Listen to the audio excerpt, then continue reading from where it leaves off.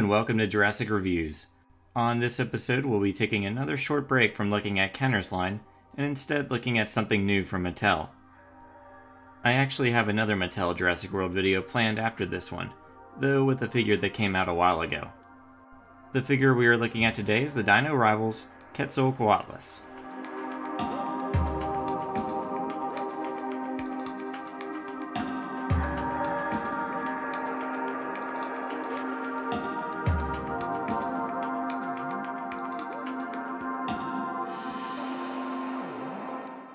Before we begin, let's take a quick look at the figure and its packaging. Here it is from the front.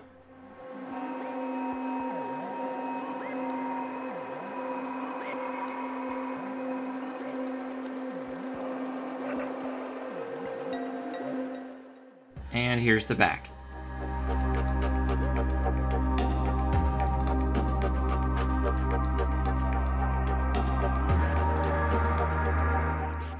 And here's the collector's card that it comes with.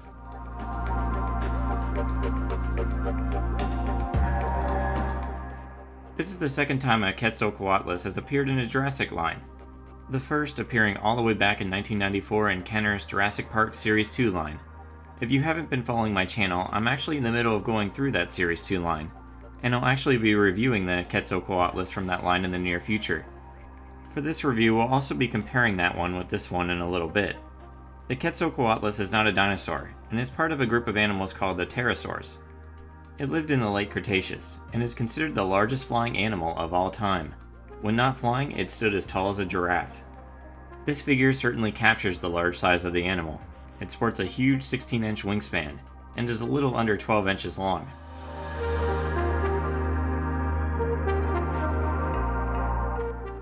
The sculpt for the most part is pretty good, and much more accurate to the real-life animal than the Series 2 version, which had a bizarre beak, and was small compared to the humans in that line. There is some neat texture work on this figure, especially on the wings. There's sort of this veiny looking design going on. The head also looks pretty good on this figure, from the details around the neck to the crest on its head. There are a few issues I have. One of them won't be a problem for everyone. The lower beak on this one is slightly bent downwards as a result of shipping, I'm assuming. I don't think all of them are like this. It's also worth noting that the beak is made of a softer plastic than the rest of the body. Another issue I have is actually something I would have liked to see from this figure. It only stays in this flying pose. You can't use the wings to prop it up and have it in a walking pose like it could in real life, though you can get it to stand in different positions using the legs.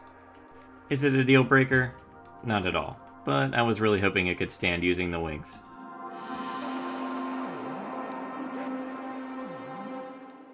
Moving on to the paint job, it's actually an interesting one. Despite the kind of boring tan color found throughout its body, it actually has a decent amount of variety between both its wings and head. On its wings you'll find some purple and dark blue. The vein-like paint scheme here is pretty awesome, and it is my favorite part of the figure.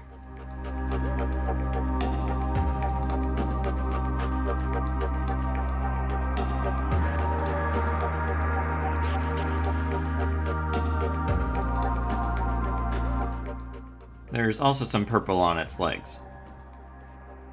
Moving to the head is where the paint gets a little crazy. It has a sudden appearance of orange and green. It's definitely different, but I'm not sure how much I like it.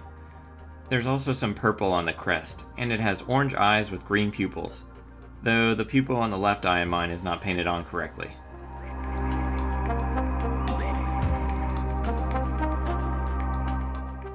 Inside the mouth you'll find that it has a pink tongue. So overall it's an okay paint job. I think that its bland tan color contrasting with the crazier colors on its head is throwing me off a little. I'm assuming there was some inspiration from display colors found on birds and other animals.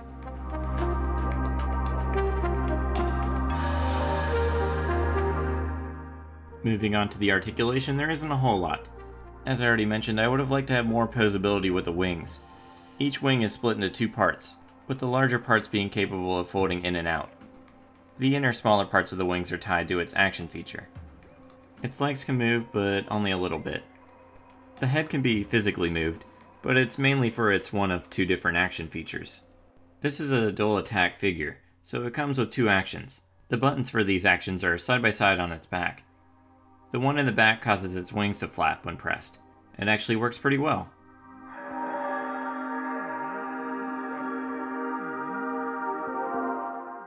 and the front one causes the whole neck to lower and the mouth to snap.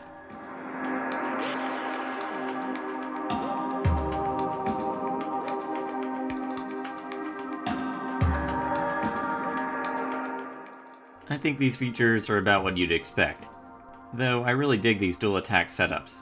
For the most part in the past it would only be one action, so this is a pretty good upgrade. Before I give my rating for this figure, let's do some quick comparisons. Here it is with the Mattel 3 3/4 scale human and that Kenner 4-inch human.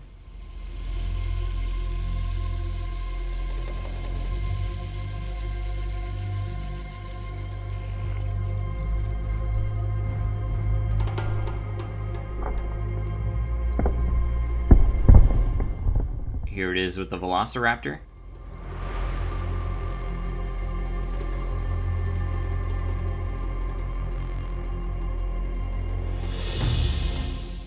Here it is with the Ceratosaurus.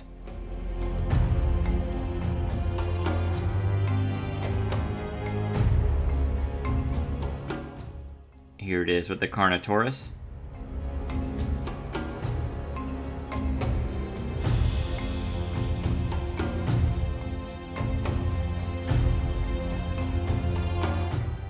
Here it is with the Indominus Rex.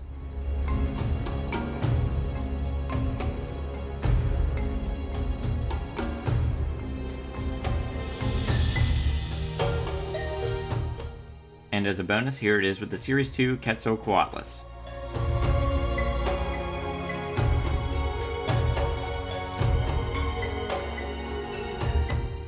For a rating out of 10, I give this one a 7. It has 2 good action features and a pretty good sculpt. The paint is a bit of a mixed bag for me, and I would have liked for it to have been able to stand using its wings, though that probably would have come at the cost of its wing flapping action feature. Overall though, I like it, and it's cool to have such a large and more accurate representation of this animal. I recommend picking this one up.